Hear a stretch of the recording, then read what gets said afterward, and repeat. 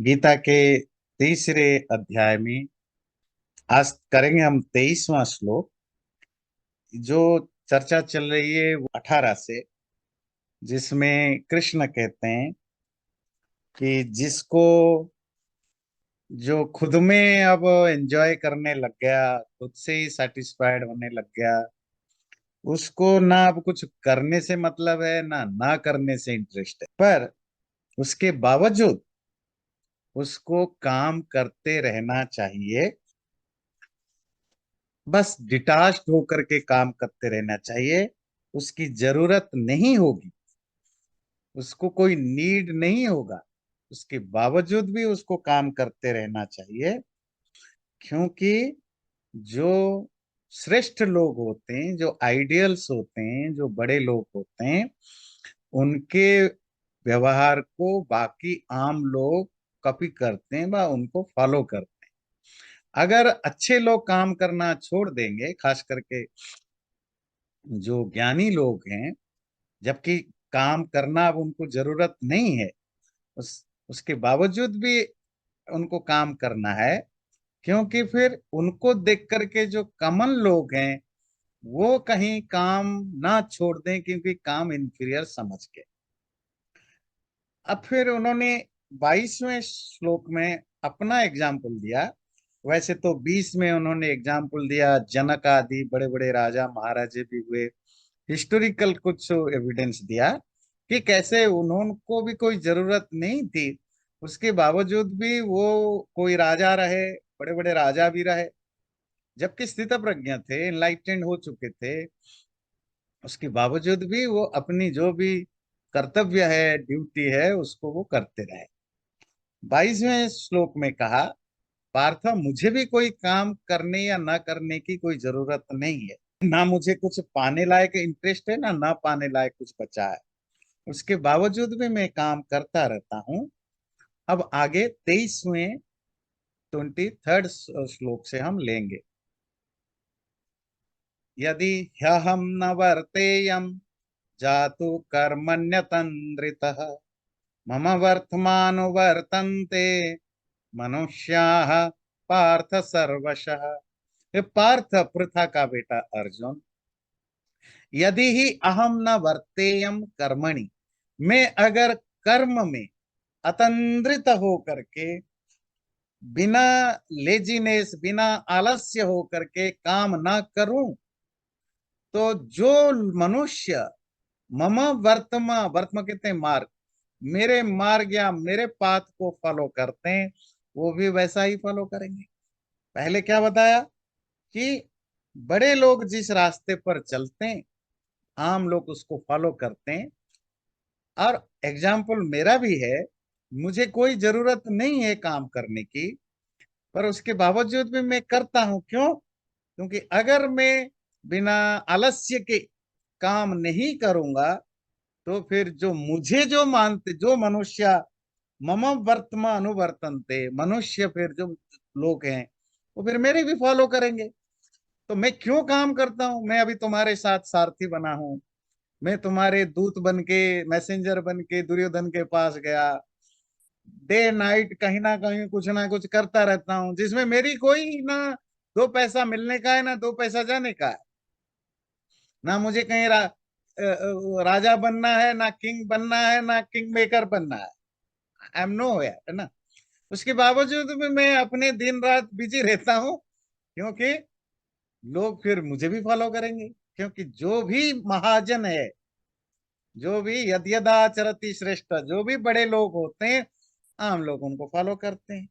और दूसरा, उत्सिदेयुरिमे लोका न कुर्याम कर्म चेदहम शंकरस्य च कर्तास्य मुपहन्यामिमाः प्रजाः। अगर मैं काम ना करूं, तो जो बाकी जो लोग हैं वो उत्सिदेयी हो, उनका डिस्ट्रक्शन, बर्बादी हो जाएगी। और मैं दोषी बनूंगा किस चीज का?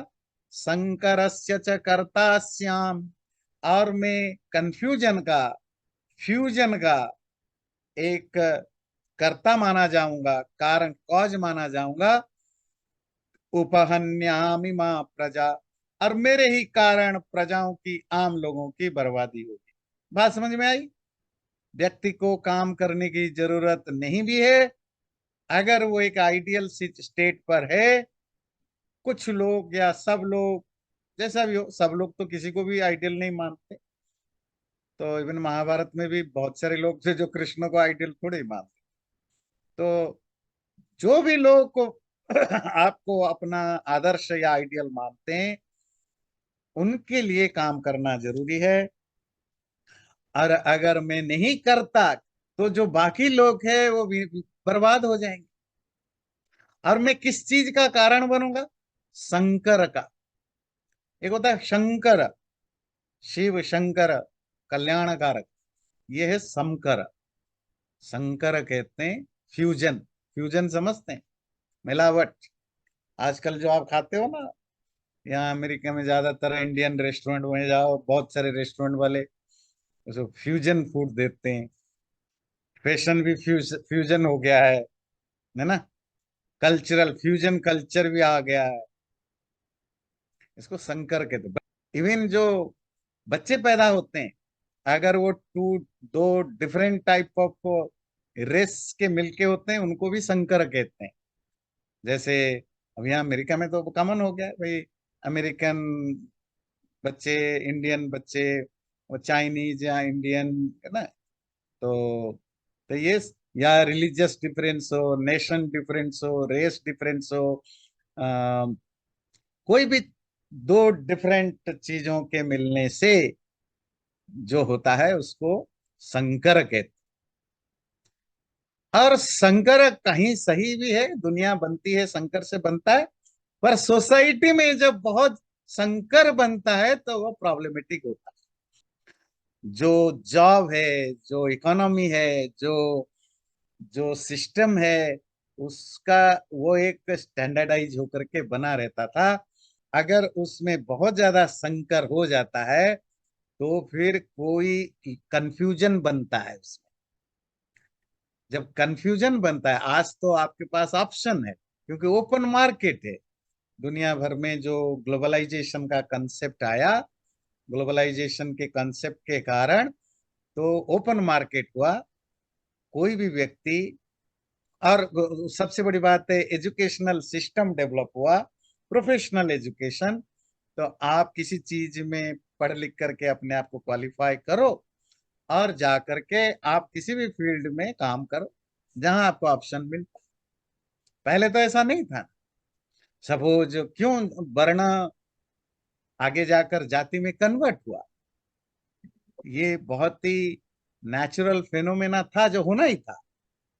वरना बना क्या कि हर व्यक्ति अपने प्रोफेशन, अपनी टैलेंट, अपनी नेचर, अपनी लीनिंग, अपनी एटीट्यूड, अपनी टेम्परामेंट के हिसाब से जिस भी ग्रुप का पार्ट होता है, जिस क्लास का, वो उसी क्लास का जाना जाएगा। चार क्लास थे, वर्ण को क्लास कहते हैं। अगर आप इंटेलेक्चुअली, आपको इंटेलेक्चुअल चीजों में ही मजा आता है, आप अपना प्रोफेशन भी पढ़ने, पढ़ाने, लिखने, लिखाने, रिसर्च, ज्ञान आदि फील्ड में रखते हैं, अगर आप में सत्व गुण की ज्यादा है, आदि आदि आदि ये सब हो, तो आप ब्राह्मण ग्रुप में काउंट होते हैं, आप ब्राह्मण कहलाते थे। अगर आप में रूल करने की, डोमिनेट करने की, पावर की ज्यादा इंटरेस्ट है और आप में रजोगुण डोमिनेट है, तो आप क्षत्रिय कहलाते हैं। अगर आपको पैसा कमाने में, पैसा, इकोनॉमी, फाइनेंस में, इस व्यापार वाणिज्य वगैरह में आपकी इंटरेस्ट है, तो आप वैश्य कहलाते हैं। जो तीनों ग्रुप में नहीं आता है, पढ़ा लिखा नहीं है, अनपढ़ है, इलिटरेट है, तो वो जो बाकी जो सर्विस सर्विस सेक्टर रहा, आप वो शूद्र कैटेगरी में आते हैं। और ये इंटरचेंजेबल होता था। पर उसमें एक चीज होती थी, इंटरचेंजेबल था, पर करना जरूरी नहीं होता है ना कि इंटरचेंजेबल है तो मैं चेंज करूंगा। तो लोगों को आसान क्या होता था? अब जैसे आजकल नेता देखते हैं, वो अमेरिकन लीडर हो या इंडियन लीडर हो, कहीं का भी, अब मैं प्रेसिडेंट बना, वाइस प्रेसिडेंट बना, जो भी बना, तो मेरे घर में एक माहौल बना रहा, मेरे बच्चे भी चाहते हैं मैं भी पॉलिटिक्स में आ जाऊं। तो पॉलिटिशियन के बच्चे पॉलिटिशियन में आना इजी है। डॉक्टरों के घर के बच्चे डॉक्टर बन जाते हैं, एक्टर्स के बच्चे एक्टर बन, जरूरी नहीं सब बनते हैं, पर इट्स ए नेचुरल थिंग। वो अलग बात है कि आजकल आजकल बच, आजकल की एक दूसरे तरह की माइंडसेट जो वेस्टर्न हवा के कारण आया कि ईगो की इशू आ गई। बच्चों को लगता है कि भाई अगर मैं अपने जो पेरेंटल फैमिली जो प्रोफेशन है, इवन बिजनेस है, उसमें जाऊं तो मुझे अपनी आइडेंटिटी बनाना है, तो वो दैट्स ए डिफरेंट थिंग, उसमें अलग चीज है। पर नॉर्मली लोग अपने जो भी फैमिली की जो प्रोफेशन है उसी में चले जाते थे। कुम्हार का बच्चे कुम्हारगिरी करते हैं, लोहार के बच्चे लोहार, क्योंकि वो उनके प्रोफेशन इतना, उस समय तो कोई ऐसा ग्लोबलाइजेशन था नहीं है। तो जिसका फैमिली, इसको कहते हैं कौलिक वृत्ति।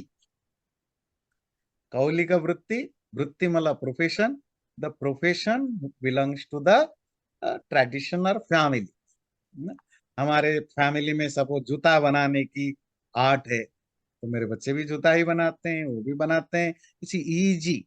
हाँ, आजकल तो इतना वेल्थ तो यहाँ, आजकल पैसा जो है वो तो अनकाउंटेबल है। उस समय तो फिक्स था, इतना ज्यादा पैसा तो नहीं है कि आपको कोई लालच होगा चेंज कर दो, तो कोई एक आधा चेंज करते थे, पर वो ट्रेडिशन में चलते थे।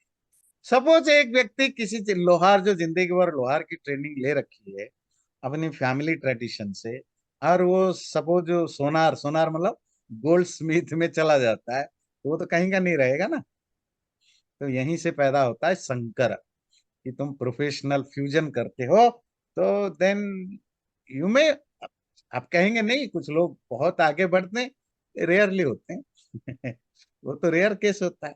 कॉमन आदमी इतने टैलेंटेड नहीं होता है, वो थोड़ा बहुत जो काम सीखा उसी में वो काम चलाता है। इसी तरह के कल्चरल फ्यूजन, देखिए, जो एनआरआई हैं, जो नॉन रेजिडेंट इंडियंस होते हैं, इनके बारे में मुझे वो अंग्रेजी की फुल फॉर्म पता नहीं, इंडिया में कहा जाता है, तो उनके लिए भी एक आता है कि वो कंफ्यूज जो होते हैं, बहुत ज्यादा कंफ्यूज हम क्यों होते हैं, द मोस्ट वो एनआरआई का एक एक वो अपने एब्रिगेशन बनाते हैं इंडिया में, कि मुझे वो याद नहीं आ रहा है, वो कुछ बनाते हैं जिसका मतलब होता है कि मोस्ट कंफ्यूज पीपुल, ऐसा कुछ है। ABCD, अमेरिकन बॉर्न कंफ्यूज देसी। अमेरिकन बर्न कंफ्यूज देसी, या एबीसीडी, या या पर इसकी इसकी ये एक नेचुरल फिनोमेना है ना। क्या, कि हाँ, आप अगर अपने देश में होते, अपने एरिया में होते, अपने ग्रुप में होते, you don't have any problem. आप संकर हो गए जब कृष्ण कह रहे ना संकर, तो आप, आपकी एक अलग कल्चर है, आप एक दूसरे कल्चर को के साथ मिंगलिंग कर रहे हैं, मिल रहे हैं, तो कुछ इफेक्ट उसका आ रहा है, कुछ आपका कम हो रहा है, खान पान भी चेंज हो रहे हैं, रहन सहन चेंज हो रहा है, सोचने की तरीका चेंज हो रहा है। तो ये जो बहुत ज्यादा जो मिश्रण मिक्सचर होता है, उस मिक्सचर से ही कंफ्यूजन पैदा होता है सोसाइटी में। जब ज्यादातर लोग कंफ्यूज्ड हो, तो it's not a good sign.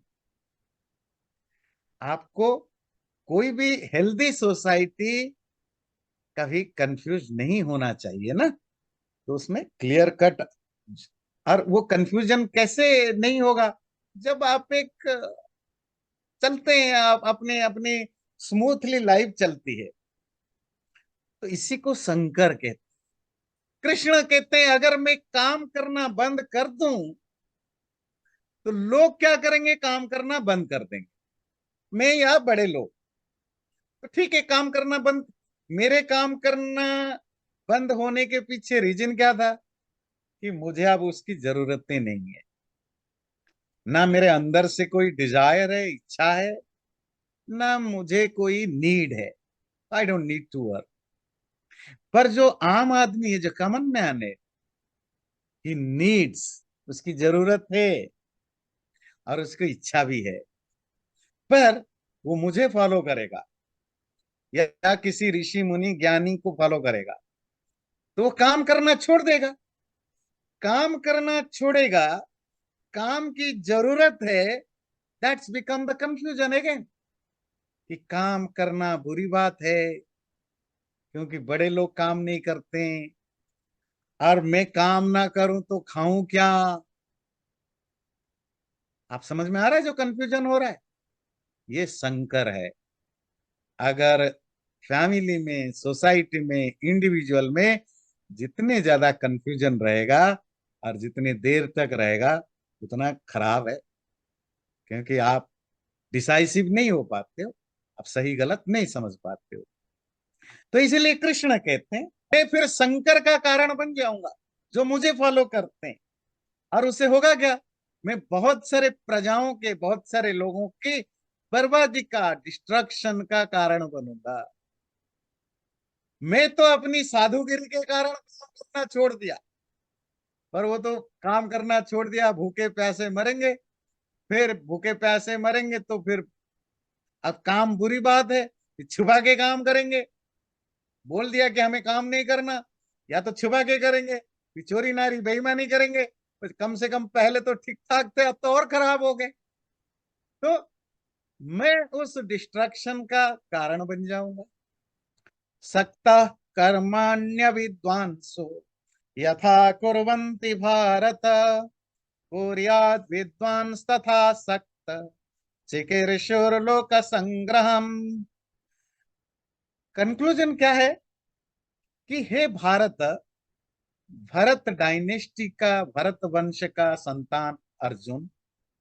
देखिए भारत शब्द है ना, जैसे अविद्वान लोग, इग्नोरेंट, मूर्ख लोग जो पढ़े लिखे ज्ञानी नहीं है, जैसे वो कर्मणि अपने काम को अटैच्ड होकर करते हैं, बिल्कुल वैसे ही तुम विद्वान ज्ञानी, तुम काम को करोगे असक्त होकर के, डिटाच्ड होकर।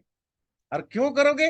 लोक संग्रहम चिकीर्षु, जनता की भलाई के लिए, for the welfare of common people. अब आपकी बहुत सारे क्वेश्चन थे, तो देखिए इसकी इंटरेस्टिंग कंक्लूजन। तो जो एनलाइटेंड हो गया, जो आत्मज्ञानी हो गया, या उस लेवल पर पहुंच गया जब आपको मैटेरियल चीजों में आप उसकी कोई कोई जरूरत या इंटरेस्ट दोनों नहीं है, वो तब भी, ये वाली नोट सारी दुनिया को पता होनी चाहिए, दुनिया मतलब हिंदू लोगों को, क्या तब भी तुम्हें वो सब कुछ करना है जो एक आम आदमी मूर्ख करता है। मैं सब कुछ का अर्थ आप ये नहीं करोगे चोरी करना भी मैंने, मतलब जो जो जो एक जो पहुंचे अच्छी चीजें होती है, बुरी चीजों को कोई काउंट नहीं करता। पर फर्क क्या होगा तुम्हारे में और उसमें? वो सख्त है, वो अटैच्ड होकर करता है, वो राग और द्वेष, है ना, प्लेजर एंड पेन से इन्फ्लुएंस्ड होकर करता है, उसकी लाइक और डिसलाइक इन्वॉल्व होता है। और तुम असक्त, विदाउट एनी अटैचमेंट, लाइकिंग और डिसलाइकिंग से ऊपर उठ करके, अपना और पराया से ऊपर उठ करके, मैं कर रहा हूं तुम कर रहे हो, इससे ऊपर उठ के करोगे। पर क्यों करोगे जाकर सबसे ऊपर उठ के? लोक संग्रहम चिकीर्षु, जनता की भलाई के लिए, लोगों की संग्रह, वेलफेयर, कल्याण के भाव से। आपके काम करने से दो चीजें मिलेगी। पहली चीज, आप जो करोगे वो अब आपको जरूरत नहीं है, आप लोगों की वेलफेयर के लिए कर रहे हो, जिसको आम भाषा में आजकल आप कहते हो सोशल सर्विस।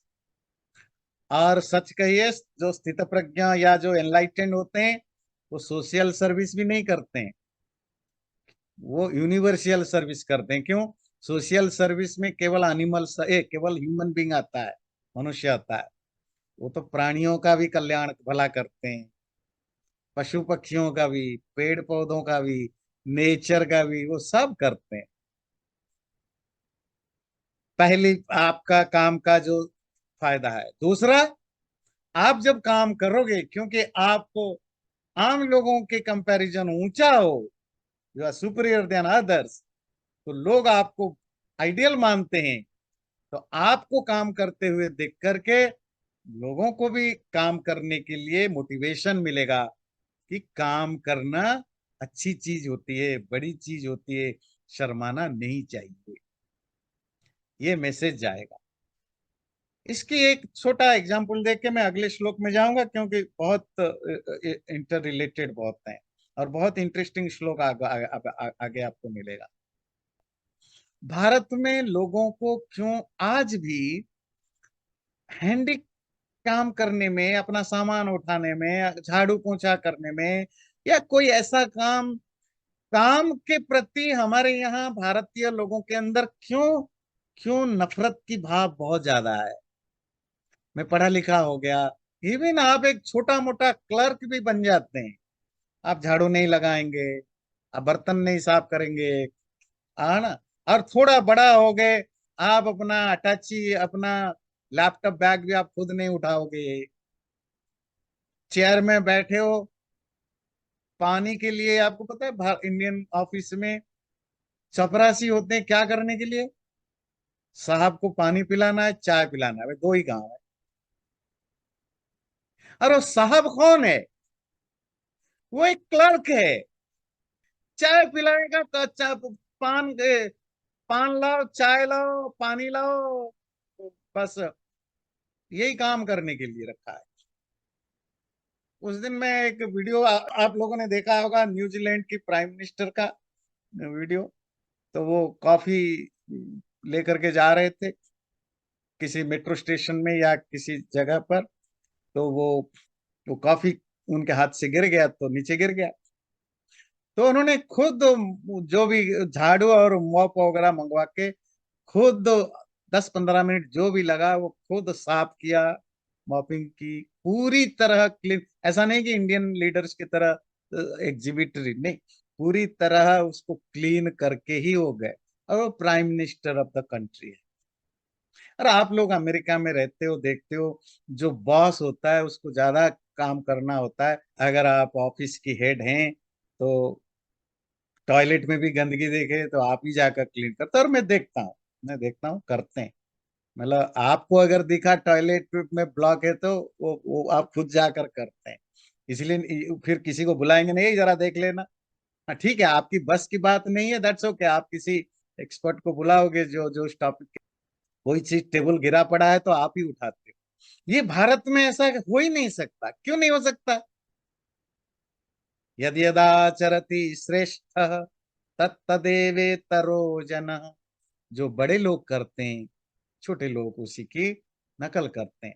जब तक आपके president, prime minister, ministers, chief minister, governors, बड़े बड़े ऑफिसर, सीईओज, जब तक वो जो भी बड़े पोस्ट में है, so called important VIP, VVIP, जब तक वो रियली जेन्युइनली उस काम को ना करें, तब तक आम आदमी में काम करने के प्रति शर्म, शेम की फीलिंग रहेगी। एक छोटी रियल इंसिडेंट आपको सुनाते हैं। टाइम्स ऑफ इंडिया में तो मैंने पढ़ा, तो कलकत्ता में कोई फैक्ट्री में और जिसने वो लिखा वो एक जर्नलिस्ट था। तो उसने अपने एक्सपीरियंस लिखा। तो मैं उनको कोट कर रहा हूँ, है ना, इट्स कोटिंग। कि जर्नलिस्ट ने लिखा कि मेरे एक फ्रेंड किसी फैक्ट्री में एक बड़े पोस्ट पर थे। तो उन्होंने एक दिन मुझे इनवाइट किया कि आप आओ हमारे फैक्ट्री देखो कैसे काम होता है। तो वो उनके साथ, वो एक चीफ इंजीनियर या समथिंग थे, तो उनके साथ मैं गया।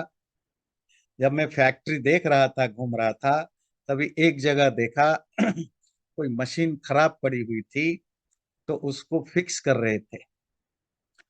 तो देखा कि वो जो 2-3 गोरे लोग उसको फिक्स कर रहे थे, और बाकी जो इंजीनियर, जो इंडियन इंजीनियर्स हैं वहाँ खड़े थे, बाकी ऑफिसर भी खड़े थे।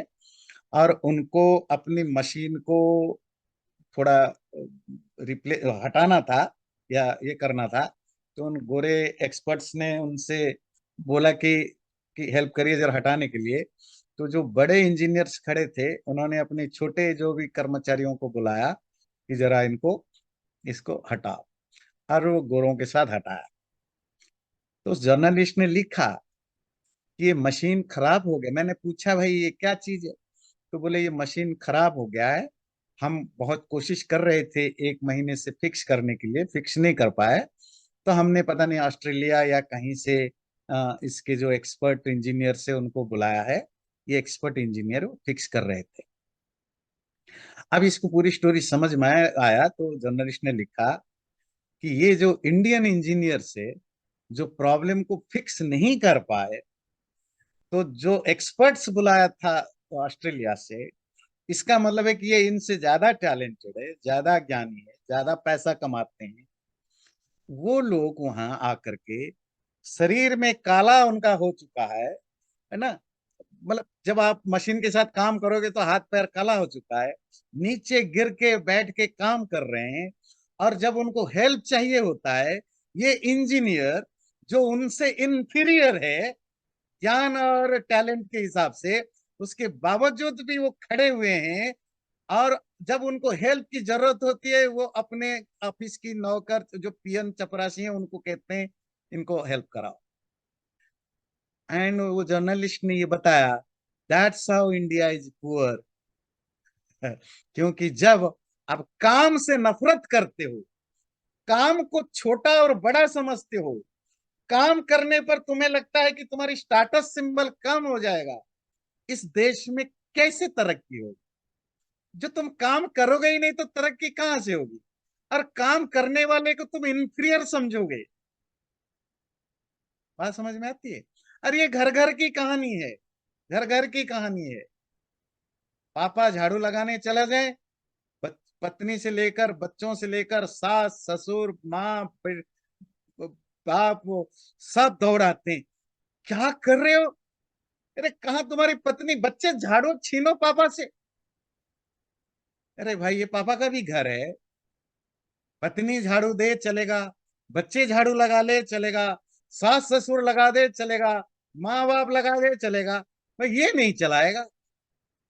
क्यों? इसका मतलब झाड़ू लगाना एक इंफीरियर थिंग है, ये सिर्फ सेकेंडरी टाइप के लोग ही कर सकते हैं, जो हायर लोग नहीं कर सकते। ये हर घर की कहानी है। Are getting my point? तो गरीबी और भी बहुत सारे प्रॉब्लम का रूट कॉज में एक ये कॉज है ना, यही है। ये कृष्ण को समझ में आ गया था, ये हमारे पूर्वज ऋषि मुनियों को पता था। पर आजकल के ये मॉडर्न है ना, यूरोप और अमेरिका की हर चीज को नकल करने वाले इंडियन लोगों को ये नकल करने की समझ नहीं आती है ना। तो जब इसकी नकल करने लग जाएंगे तो देश में काफी सुधार हो जाएगा। चलिए, तो ये एक एग्जाम्पल था तो समझने के लिए कैसे सोसाइटी, जो कृष्ण ने कहा कि सोसाइटी डिस्ट्रॉयड होता है, कंफ्यूज्ड होता है, कोलैप्स होता है, ये सबसे बड़ा नमूना है। अब भारत को छोड़ दीजिए, आप दुनिया में किसी भी अंडर डेवलप्ड कंट्री में जाइए, अब अफ्रीका के किसी भी देश में जाइए, सेम एटीट्यूड आपको मिलेगा। इसका मतलब है जहां जहां काम के साथ सुपीरियरिटी या इंफीरियरिटी की कनेक्शन है, वो सोसाइटी अंडर डेवलप्ड रहता ही रहता है। मैं ये नहीं कह रहा हूं कि अंडर डेवलप्ड सिर्फ इसीलिए है, one of the big factor, ये एक बहुत बड़ा फैक्टर होता है साइकोलॉजिकली, कोई देश क्यों प्रॉस्परस है या नहीं, उसमें और सारे फैक्टर वन ऑफ देते हैं। तो ये आपको कृष्ण की उस स्टेटमेंट को समझना पड़ेगा, खास करके भारतीय लोगों की जो जिस तरह के माइंड सेट है उसके कनेक्ट करके आप इजीली समझ सकते हैं।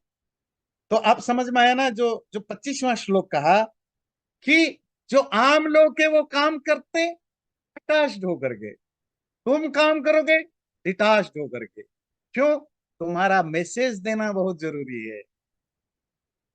ये सच है, ये गवर्नर है, कोई प्राइम मिनिस्टर है, उनके पास नौकर चाकर होते हैं, पर अगर वो भी एक दिन झाड़ू उठा ले और वीडियो बना के डाले, खाना खुद बनाए, दिखाने के लिए नहीं, सचमुच खाना बनाए, सचमुच झाड़ू करे, हफ्ते में एक दिन भी करे और ये लोगों को पता चले तो लोग करेंगे। महा ये श्लोक रट लेना। ये कौन सा नंबर है? ये नंबर है 21, 3:21, गीता 3:21। यद यदा चरति श्रेष्ठ तत्तदेवेतरो जन। ये बहुत बड़े इंटरेस्टिंग श्लोक है जो मैं अभी बताने जा रहा हूं। ये न बुद्धि भेदम जनयेद अज्ञानाम कर्म संगिनाम जोशयेत सर्व कर्माणि विद्वान युक्त समाचरन। जो अज्ञ है, जो बहुत ज्यादा पढ़े लिखे समझदार नहीं है, इग्नोरेंट है और कर्म संगी है, कर्म के साथ अटैच्ड है, अटैचमेंट है, इच्छा है, लाइक डिसलाइक है, ये सब है उनमें। ऐसे लोगों की बुद्धि को, माइंड को ज्यादा क्या अनसेटल करना ही नहीं। ना बुद्धि भेदम जनयेत। और क्या करोगे? जोशयेत सर्वकर्माणि। जो विद्वान है, ज्ञानी, वो युक्त समाचरण, वो तो अपने आत्मा परमात्मा में लीन होते हुए भी उन्हीं कामों को करता रहेगा। कर करके सभी कर्मों को करने के लिए उन जो सो कॉल्ड अनपढ़ लोग हैं उनको कर्म करने के लिए जोशयेत मोटिवेट करेगा। आम लोगों की बुद्धि को कंफ्यूज मत करो। ये मैसेज किसके लिए है? ज्ञानी लोगों के लिए है, साधु लोगों के लिए है, बाबाओं के लिए है, आचार्यों के लिए है, जिन्होंने बहुत ज्यादा गीता वेदांत पढ़ा नहीं पढ़ा, बोलने लग गए, प्रवचन करने लग जाते हैं। जो सोसाइटी में जिनको लोग रेस्पेक्ट करते हैं उनका काम क्या बोला कि ज्यादा मोक्ष की प्रवचन आम लोगों को मत देना। एक ऐसी अवस्था आएगी जब मोक्ष की प्राप्ति होगी कि संसार ये सब सही है, नो डाउट। संसार ट्रांजिटरी है, या एब्सोल्युटली राइट बोल रहे हो। ठीक है, मोक्ष जब पाओगे वहां कर्मों की जरूरत नहीं, ये भी राइट है। पर प्रॉब्लम तुम्हारा है कि तुम इसको जनरलाइज कर रहे हो। तुम ये बात उस व्यक्ति को भी बता रहे हो जिसको सुबह खाने के लिए शाम को मेहनत करनी जरूरी है, जिसको शाम को खाने के लिए सुबह खाने की जरूरत है। हमारी सोसाइटी में स्पिरिचुअलिटी की इतनी एक्सट्रीम प्रोपागेशन हो गया है जिसका बहुत बैड इम्पैक्ट सोसाइटी में पड़ता है। और हिपोक्रेसी बहुत ज्यादा बढ़ती जा रही है एजुकेटेड लोगों में, बिकॉज ऑफ स्पिरिचुअलिटी की ओवर प्रोपागेशन के कारण।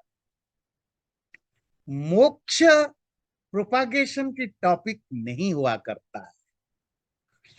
मुक्ति, मुक्ति समझते हैं ना, रियलाइजेशन, आत्मज्ञान, ये बहुत सुप्रीम लेवल की चीज है।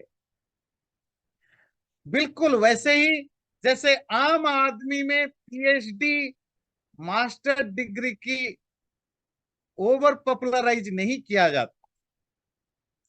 आप यूएसए में आम लोगों के लाखों लोगों को पूछो, उनमें बहुत कम लोगों को पता होगा ये पीएचडी होता क्या चीज है। पर पर they are happy with their life. वो 12th फेल है, 12th पास है, 10th पास है, ग्रेज है, उनको सुबह से शाम तक मेहनत करना है, अपने परिवार पालना है, अपना रिलेशनशिप निभाना है, अपनी रिलीजियस या धार्मिक जो कार्य है उसको करना है।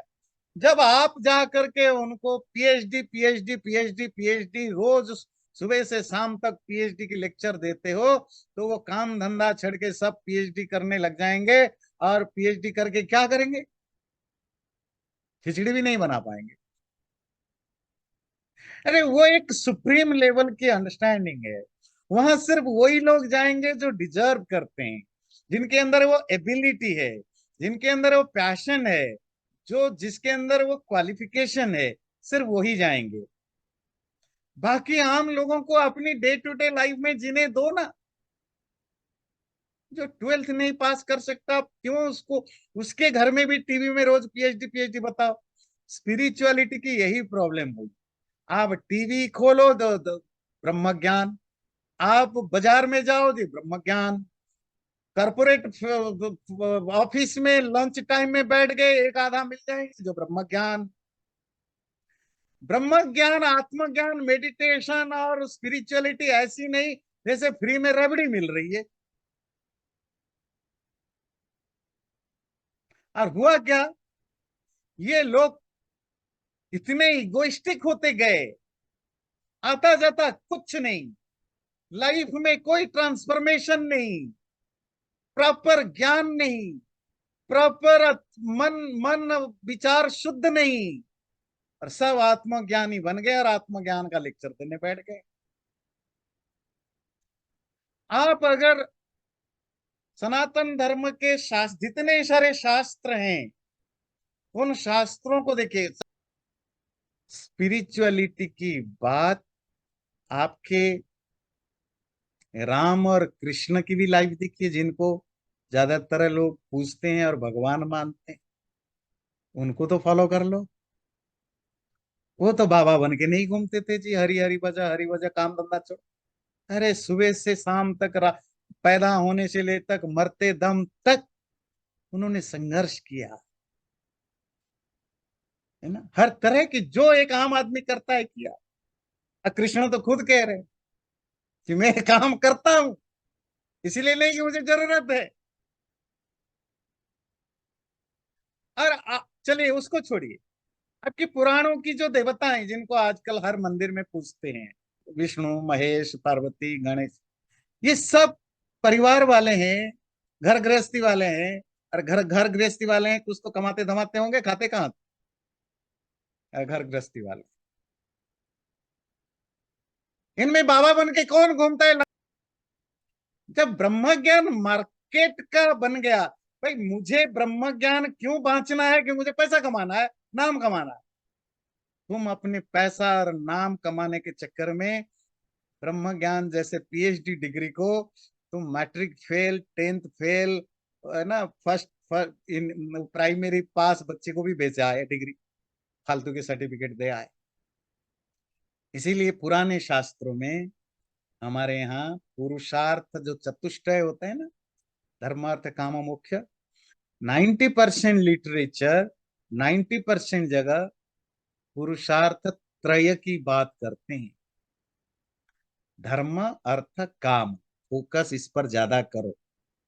मोक्ष के लिए जब सन्यास आश्रम में जाओ, या तो लाइफ की जो लास्ट स्टेज है उसमें जाओ, उसमें इन्वॉल्व हो जाओ। और ज्यादातर लोग होते नहीं थे, ध्यान रखिएगा।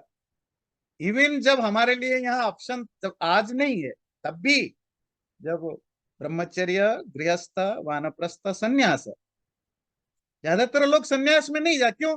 सन्यास जाना एक मुश्किल काम है, उसके लिए उस तरह के टेम्परामेंट की जरूरत है। तो नहीं जाते, तो क्या उनको कोई निंदा करता था? नहीं। फोकस कहाँ होता था हमारे सनातन धर्म में, पता है? धर्म पर। धर्म, धर्म समझते हैं, ethics, values, moralities, duties, obligations, इस पर। गीता भी आप यही पढ़ रहे हो, यज्ञ, है ना। ये धर्म ज्यादा इंपॉर्टेंस रखता है। हाँ, तुम्हारे लाइफ में अगर धर्म हर गया, मतलब अगर तुम सचमुच लाइफ में मेंटली, फिजिकली, इंटेलेक्चुअली धर्म को पूरी तरह आत्मसात कर लिया, पालन करते हो, तो इसका मतलब है कि तुम अनजाने में, अननोइंगली, इंटरेस्ट ना भी हो, तुम्हारी स्पिरिचुअल रास्ते के लिए जो जो जमीन है वो तैयार हो गया। जब तुम्हें मन करेगा, अगर मन करे, ये इच्छा होनी जरूरी है। और वो इच्छा भी हमें बहुत स्ट्रिक्टली स्क्रूटिनाइज करने की जरूरत है। ध्यान से सुनिए, मुझे इस जन्म मृत्यु के चक्र से छुटकारा पाना है, ऐसा बहुत रेयरली लोग ऑनेस्टली चाहते हैं। इसको बुरा मत मानिए, नेचुरल है। अगर किसी के मन में ये भाव जगा कि नहीं, मुझे मुक्ति, लिबरेशन चाहिए, मुझे आत्मज्ञान ब्रह्म ज्ञान चाहिए, तो भी बहुत स्ट्रिक्टली उसको स्क्रूटिनाइज करने की जरूरत है। कहीं ये इच्छा, ये नेचुरली मेरे अंदर से इवॉल्व हो रहा है या एक्सटर्नल कॉजेस के कारण इन्फ्लुएंस्ड है हो करके निकल रहा है, जिसको हमारे यहाँ कहते हैं श्मशान वैराग्य।